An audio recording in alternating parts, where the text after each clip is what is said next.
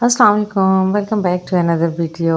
कैसे हैं आप सब? उम्मीद करती हूँ आप सब अल्लाह के फजल व करम के साथ जहाँ कहीं होंगे, खुशबाश होंगे, चंगे पले होंगे।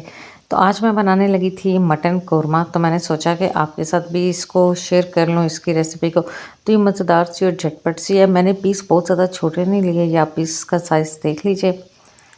तो खुले मुँह में अगर हम इसको पकाएं ना तो बहुत मज़े के बनते हैं, बड़े कमाल के बनते हैं। कोई ज़्यादा मसाले इसके अंदर हम नहीं डालेंगे।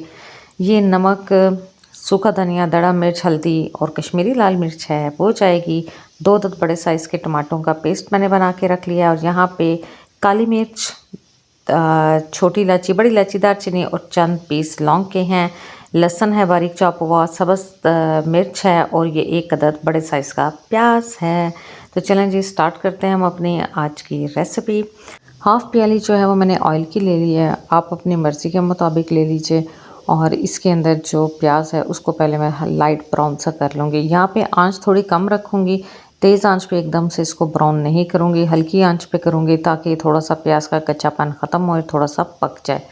तेज़ आंच होगी तो जो है वो जल्दी से ये कलर पकड़ लेगा। तो ऐसा नहीं करना, तकरीबन 10-12 मिनट में ये लाइट ब्राउन हो जाएगा। तो ये फिर हम प्याज जो है वो बाहर निकाल लेंगे और इसको हम करेंगे ग्राइंड। तो जी कोरमा ना आला सा बना हो ना, और उसके साथ हो तंदूर की रोटी हो या गर्मा गर्म फुल्का हो, तो यकीन करो जी बहुत मज़ा आता है, बहुत मज़ा आता है। और यहाँ पे ये खड़े मसाले मैंने शामिल कर दिए हैं। ये काली मिर्चें, इलायची, छोटी इलायची, बड़ी इलायची और थोड़ी सी सिनेमम स्टिक है, 3 अदद लौंग के पीस हैं। और अब हम उसी ऑयल के अंदर प्याज निकालने के बाद गोश्त को फ्राई करेंगे। गोश्त को जब हम इसमें शामिल करेंगे तो आंच आपने तेज़ कर देनी है ताकि गोश्त अपना पानी ना छोड़े। तो तकरीबन मुझे 12-13 मिनट ये लगे थे इसको फ्राई करने में। तो ये आहिस्ता आहिस्ता अपना कलर पकड़ रहा था। तो मैंने ना इसको अभी भी भूना है। यहाँ पे ये देखें, इसने पानी छोड़ा है, लेकिन आंच तेज़ है तो वो ज़्यादा पानी जो है वो नहीं छोड़ेगा। और जब ये इस तरह का कलर देने लगेगा ना, ये मज़े मज़े वाला कलर, ये तो उस वक़्त आपने इसको बस समझना है कि अब आपने इसकी बुनाई जो है वो कर ली है। तो मुझे तकरीबन, अब मैंने आपको बताया कि 12-13 मिनट लगे थे। तो ये अच्छा सा हर पीस के ऊपर कलर आ रहा है इसका।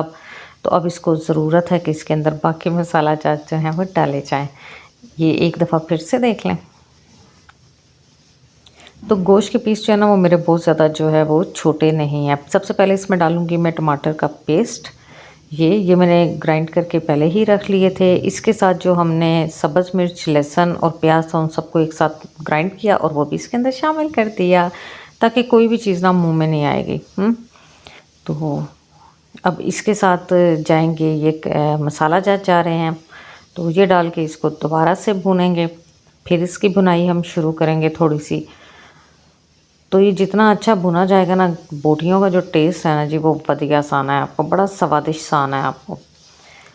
तो हम इसकी दफ़ा भी तेज़ आंच करेंगे और थोड़ी थोड़ी इसकी बुनाई करेंगे। और ये देखें, ये इतना अच्छा सा भुन के हो गया था कि ऑयल साइडों पे आना शुरू हो गया।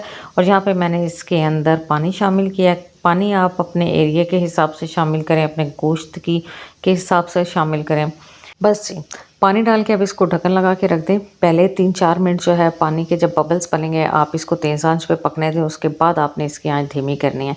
45 मिनट्स के बाद जब मैंने देखा था तो इसकी कंडीशन ऐसी थी। तो ये ज़रा बोटी चेक करें इसकी, ये चीज़ बहुत अच्छी सी गली हुई थी। मैंने यहाँ पे फिर दही डाला है और इसके ऊपर दही शामिल किया है मैंने हाफ़ प्याली।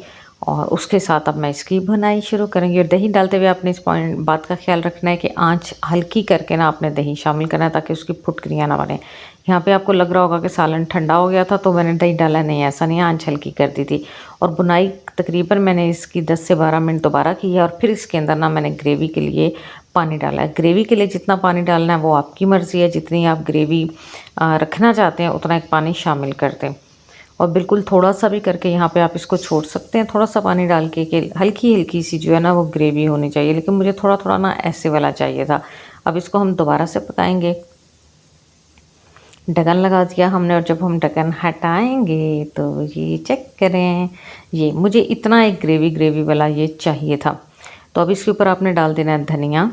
अगर आप पसंद करते हैं वो सब्ज़ मिर्चें तो वो भी इसके ऊपर आप डाल दें। और फिर ना आपने इसको 1 मिनट के लिए चूल्हा बंद कर देना है ढक्कन लगा के। और जब आप ढक्कन हटाएंगे तो फिर क्या होगा, ओह हो, ये कमाल का कोरमा आपका बनकर तैयार होगा। तो वीडियो अच्छी लगी हो, रेसिपी अच्छी लगी हो तो अगली गल थानू पता है। तो ये देखिए ज़रा कितना खूबसूरत सा, ये खाने में भी बहुत लजीज था। मुझे दीजिए इजाज़त, इस रेसिपी को ज़रूर ट्राई कीजिए। अगर अपना ढेर सारा ख्याल रखिएगा। अल्लाह हाफ़िज़।